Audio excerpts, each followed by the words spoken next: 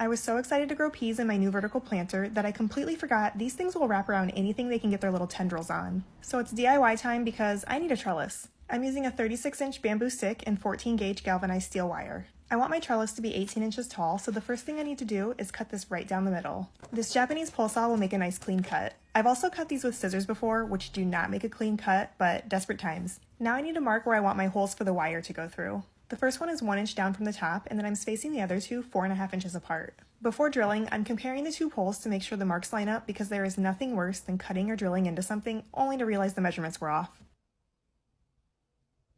I'm using duct tape to minimize the wood tearing in the back as the drill makes its way through. I still had a little tear out, but not as bad as it could have been. Now some of you may be wondering, why don't you just buy a trellis? Well, I tried, but everything I found was either too small or too big, and I needed something that would flow nicely with the GreenStalk planter.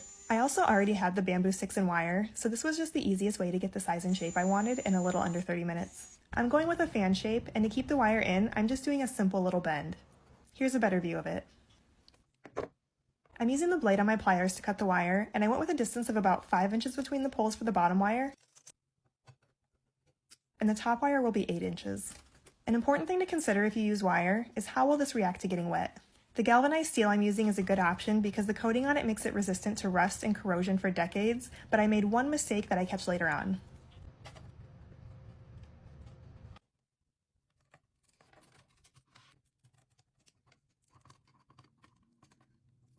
An alternative to wire would be using some twine like this. It won't be as sturdy of a structure, but as long as you have the bamboo poles stabilized in the soil, it'll be okay. Okay, finished product. You could even put a third pole right down the middle for another spot to wrap the plant around, but I wasn't trying to be extra.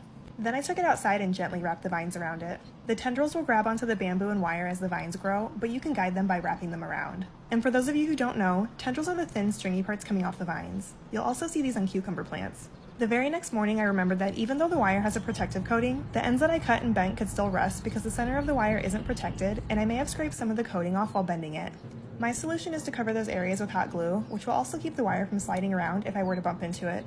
Hot glue tends to leave strings behind as you pull it away, but you can reduce that by rotating the tip in a circle while pulling it away, as I'm doing here. Also, the melting point is well over 200 degrees, so this can handle the summer heat. Here's how it's looking. I have another one that I made right before this that's a little bit shorter. The peas I'm growing produce vines between 15 and 24 inches long, so when they reach the top of the trellis, I'll just have them drape back down. Peas are cool weather crops, so in a few weeks I'll probably be harvesting and planting something else in here. If you're interested in the planter I'm using, which is currently my favorite small space solution, I have a video that shows step by step how I set it up, along with a link and discount code in my bio. Thanks for watching!